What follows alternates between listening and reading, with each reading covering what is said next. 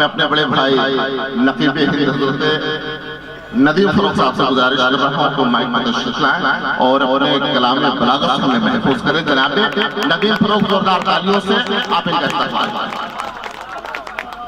इजाजत दें तो कुछ शेर मैं भी पढ़ लूं, मेरे भी बाल बच्चे पल जाएंगे, आपका कुछ नुकसान नहीं होगा। इजाजत है पढ़ता। चाचा अब उछलने का मौका नहीं है, हाँ, क्योंकि मेरे गजल में कोई ऐसा मिसरा आपको नहीं मिलेगा जिसमें आपको उछलने का मौका मिले। लेकिन यकीन जानिए अगर आपने तवज्जो के साथ सुन लिया तो आज की रात काफी काम की बात हो जाएगी। एक मतला दो तीन शेर हासिल करता हूं कि वो पथराई सी आंखों को भी काजल भेज देता है, सुलगती दोपहर में जैसे बादल भेज देता है। बस आप बहुत ज्यादा आवाज की जरूरत नहीं, सिर्फ तवज्जो के साथ सुन लेंगे तो आपकी आंखों की चमक मेरे लिए काफी। वो पथराई सी आंखों को भी काजल भेज देता है, सुलगती दोपहर में जैसे बादल भेज देता है। जहां वाले उसे जब याद करना भूल जाते हैं, जमीनों की तहों में कोई हलचल भेज देता है। जहां वाले जहां वाले उसे जब याद करना भूल जाते हैं, जमीनों की तहों में कोई हलचल भेज देता है। मैं अपने सब मसाइल बस उसी पर छोड़ देता हूँ, मेरे उलझे मसाइल का वही हल भेज देता है। मैं अपने सब मसाइल बस उसी पर छोड़ देता हूँ, मैं अपने सब मसाइल बस उसी पर छोड़ देता हूँ, मेरे उलझे मसाइल का वही हल भेज देता है। और ये शेर किशनगंज में पढ़ रहा हूँ और आपकी दुआओं का तालिब हूँ। मैं अपने सब मसाइल बस उसी पर छोड़ देता हूँ, मेरे उलझे मसाइल का वही हल भेज देता है। जहाँ अहले खिरत तेवर बदल कर बात करते हैं, जहाँ अहले खिरत तेवर बदल कर बात करते हैं, वो इबरत के लिए दो चार पागल भेज देता है। बहुत खूब। वो इबरत के लिए दो चार पागल भेज देता है। चार मिसरे और सुन लें सुबह मगरूर को, इसी कबील के चार मिसरे और सुन लें। सुबह मगरूर को वो शाम भी कर देता है, सुबह मगरूर को शाम भी कर देता है, शोहरतें छीन के गुमनाम भी कर देता है। वक्त से आंख मिलाने की हिमाकत न करो, वक्त इंसान को नीलाम भी कर देता है। वक्त से आंख मिलाने की हिमाकत न करो, वक्त इंसान को नीलाम भी कर देता है। चार मिसरे और पढ़ता हूँ और इस हवाले के साथ पढ़ता हूँ कि किसी दिन अचानक रात को 11, साढ़े 11 बजे, 12 बजे टेलीविजन पर एक चेहरा नमूदार होगा और कहेगा, मित्रों, भाइयों बहनों, और उसके बाद 130 करोड़ हिंदुस्तानी सदमे में आ जाएंगे कि पता नहीं अब क्या ऐलान होने वाला है। लेकिन वो ऐलान होगा कि मित्रों मुझे माफ कर दो, मैं नहीं समझ पाया, मुझसे गलती हो गई, नोटबंदी का फैसला मेरी जिंदगी का सबसे खराब फैसला था। ये सारे ऐलान होंगे, मैं इसे शायरी बनाता हूं। मुआफी मांग के एहसान करने वाला है, मुआफी मांग के एहसान करने वाला है, वो सारे मुल्क को हैरान करने वाला है। मुआफी मांग के एहसान करने वाला है, वो सारे मुल्क को हैरान करने वाला है। गुरूर आ गया फिरौनियत की मंजिल तक, वो अब खुदाई का ऐलान करने वाला है। गुरूर आ गया गुरूर आ गया फिरौनियत की मंजिल तक, वो अब खुदाई का ऐलान करने वाला है, वो अब खुदाई का ऐलान करने वाला है। इजाजत दें तो एक गजल के चंद शेर और पढ़ दूं और फिर आपकी खिदमत तमाम। अच्छा माजिद भाई अगर इजाजत दे दे तो एक मतलब मैं पढ़ना चाहता हूँ चचा के लिए। यकीन जानिए कि मैं इनके लिए सब इजाजत दे देंगे। चचा मेरा तरन्नुम बहुत अच्छा नहीं है, मुझे कोयल के अंडे नहीं मिले, इसलिए तरन्नुम मेरा बहुत अच्छा नहीं है, लेकिन फिर भी मैं एक मतला आपको सुनाना चाहता हूं। पढ़ता हूं।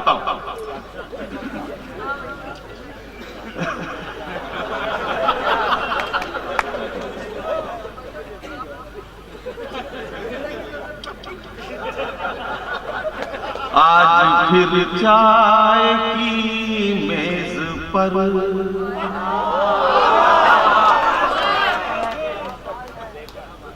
एक हसरत बिछी रह गई। सुनिए, बस जी लगा के सुन लीजिए। मैं बताना चाहता हूं कि एक मुशायरा हो रहा था बंबई में। मोहतरम मजमू सुल्तानपुरी साहब उसकी सदारत फरमा रहे थे। मेरे जैसे किसी मुक्तदी शायर ने मजमू साहब से अर्ज किया कि मजमू साहब, अगर हम नए शायरों के कलाम पर आप थोड़ा सा मुस्कुरा दिया करें तो हमारी जिंदगी भी संवर जाएगी। मजरू साहब ने कहा कि बेटे, दाद हुई नहीं मिलती, चौंकाओ तो दाद पाओ। मैं तमाम शोरा इकराम, तमाम बुजुर्गों और तमाम उर्दू के चाहने वालों से गुजारिश करता हूं कि अगर मैं आपको चौंकाने में कामयाब हो जाऊं तो अपनी दुआओं से नवाजना। आज फिर चाय की मेज पर एक हसरत बिछी रह गई। आज फिर चाय की मेज पर एक हसरत बिछी रह गई। प्यालियों ने तो लब छू लिए, केतली देखती रह गई। प्यालियों ने तो लब छू लिए, केतली देखती रह गई। एक शेर और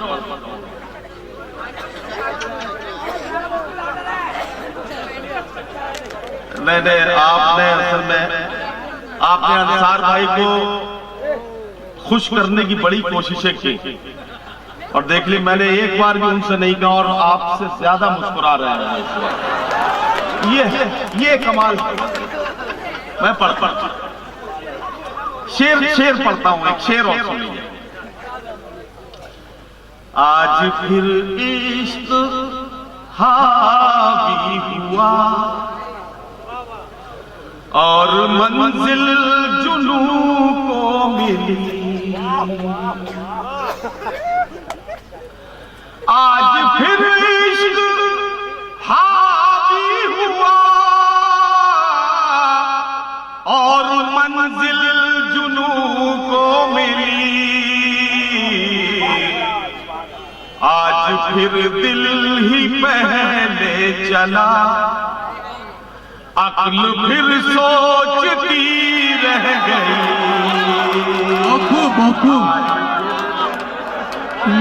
चला बहुत खूब।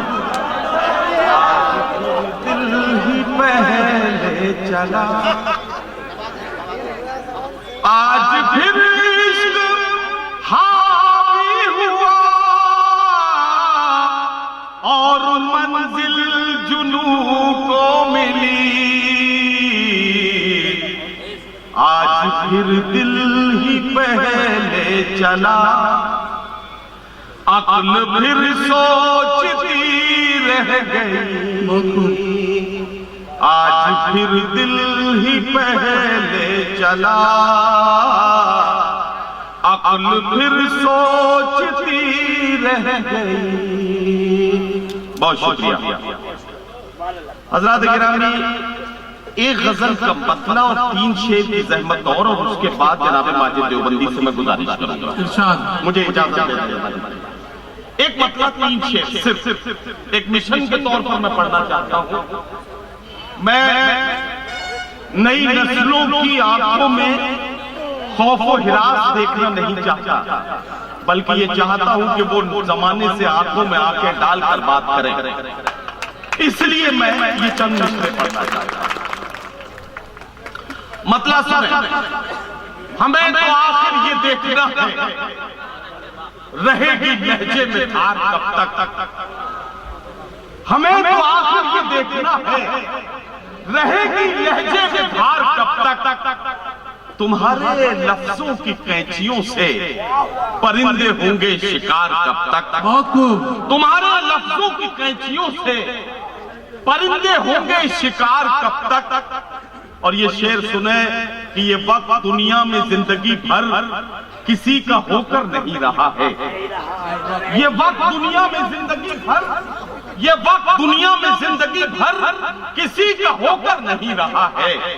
रहेंगे हम बेवकूफ कब तक, बनोगे तुम होशियार कब तक। ये वक्त दुनिया में जिंदगी भर किसी का होकर नहीं रहा है। रहेंगे हम बेवकूफ कब तक, बनोगे तुम होशियार कब तक। चलो उठो, इन पढ़े लिखों से इन्हीं की भाषा में बात कर लें। चलो उठो, चलो उठो, इन पढ़े लिखों से इन्हीं की भाषा में बात कर लें। सहोगे तुम इनके तंज कब तक, बने रहोगे गवार कब तक। सहोगे तुम इनके तंज कब तक, बने रहोगे गवार कब तक। इलाही मेरी ये तंग दस्ती भी अब तो घबरा के पूछती है, हिसाबे 2 3 4 कब तक, महाजनों से उधार कब तक। हिसाबे 2 3 4 कब तक, महाजनों से उधार कब तक। हिसाबे 2 3 4 कब तक, महाजनों से उधार कब तक। जो सांस सीने में आ रही है, कज़ा का पैगाम ला रही है। पिएंगे हम भी यश कब तक, पियोगे तुम भी सिगार कब तक। पिएंगे हम भी यश कब तक, पियोगे तुम भी सिगार कब तक। हमें तो आखिर ये देखना है, रहेगी लहजे में धार कब तक। तुम्हारे लफ्जों की कैंचियों से परिंदे होंगे शिकार कब तक। बहुत शुक्रिया हज़रात किराम।